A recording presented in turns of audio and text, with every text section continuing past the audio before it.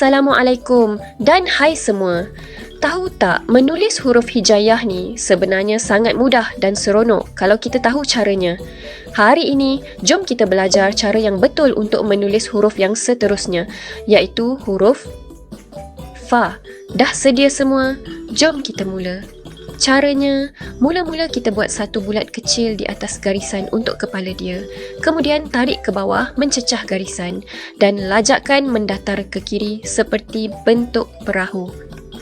Akhir sekali, letakkan satu titik tepat di atas kepalanya.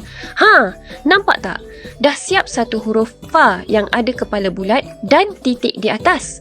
Jom, kita cuba sekali lagi untuk bagi lagi mantap.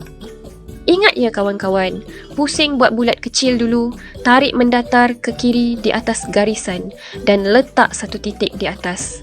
Tarik perlahan-lahan dan siap. Mudah sangat kan huruf Fa ni? Jadi, jangan lupa ambil kertas dan pensel untuk praktis banyak-banyak di rumah tau. Kalau korang rasa video ni bermanfaat, jangan lupa tekan butang like, share dan subscribe channel Pai TV. Jumpa lagi. Assalamualaikum. Hai semua, sokong channel kami dengan tekan butang like, share dan subscribe. Jumpa lagi. Assalamualaikum.